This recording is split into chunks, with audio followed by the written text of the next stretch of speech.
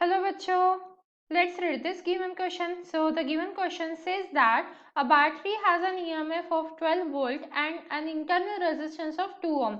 Is the terminal to terminal potential difference greater than, less than or equals to 12 volt if the current in the battery is from the positive terminal to the negative terminal? तो देखिए बच्चों, question में हमें क्या बोला जा रहा है। मान लीजिए हमारे पास एक बैटरी है जिसके पास पॉजिटिव टर्मिनल और नेगेटिव टर्मिनल है।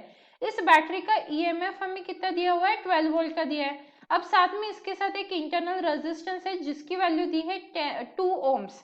अब हमसे पूछा गया है, मान लीजिए ये जो डॉटेड बॉक्स है ये एक बैटरी है, तो इसके अक्रॉस मतलब टर्मिनल टू टर्मिनल जो पोटेंशियल डिफरेंस रहेगा वो लेस देन और इक्वल्स टू और ग्रेटर देन ये ईएमएफ रहेगा। तो ये जो दो पॉइंट्स है इसके अक्रॉस जो पोटेंशियल डिफरेंस है वो क्या रहेगा, ये हमसे पूछा गया है। तो इस क्वेश्चन को सॉल्व करने के लिए हमारा की कंसेप्ट क्या रहेगा। Key concept to solve this question is because of the internal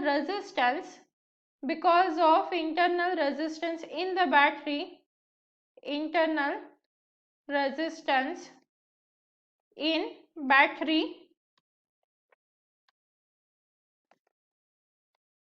we can observe lost voltage. अब लॉस्ट वोल्टेज क्या होता है, देखिए बैटरी के अंदर इंटरनल रेजिस्टेंस है, तो वो जो रेजिस्टेंस है उस रेजिस्टेंस की वजह से कहीं ना कहीं वोल्टेज ड्रॉप होगा, और ये जो वोल्टेज ड्रॉप होगा इस वजह से क्या होता है, वहां पे हमें लॉस्ट वोल्टेज देखने को मिलता है।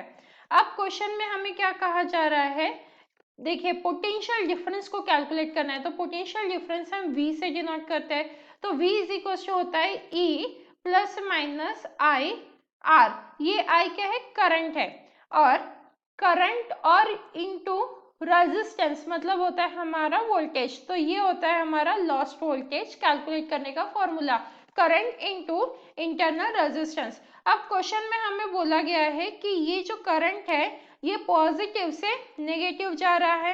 अब अगर करंट पॉजिटिव से नेगेटिव जा रहा है तो करंट की डायरेक्शन कुछ इस तरीके से रहेगी, positive terminal to negative terminal. अब देखिए क्योंकि करंट पॉजिटिव से नेगेटिव की तरफ जा रहा है तो पहले हमें क्या मिल रहा है, ईएमएफ। तो फिलहाल ईएमएफ में कोई भी वोल्टेज ड्रॉप नहीं है, ईएमएफ की वैल्यू एज इट इज है। फिर जब हम इंटरनल रेजिस्टेंस तक पहुंच जाते हैं तो यहाँ पे हमें वोल्टेज ड्रॉप दिखेगा, पर ये जो वोल्टेज ड्रॉप है ये हम क्या कह सकते हैं, नेगेटिव वोल्टेज ड्रॉप है। मतलब V इज इक्वल टू क्या आ जाता है हमारा, E प्लस आई आर आ जाता है। अब अगर हम E की वैल्यू देखें तो वो 12 है, प्लस मान लीजिए I की वैल्यू कुछ रहेगी और इनटू इंटरनल रेजिस्टेंस है तो ये 2I रहेगा। मतलब कहीं ना कहीं 12 के साथ कुछ ना कुछ वैल्यू ऐड ही होने वाली है।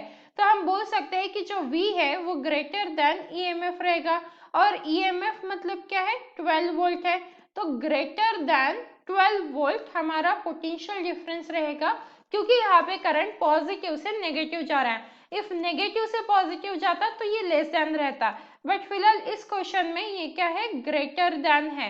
And hence the final answer for the given question, that is the terminal to terminal potential difference will be greater than the EMF value. Hope you understood it well. Best of luck.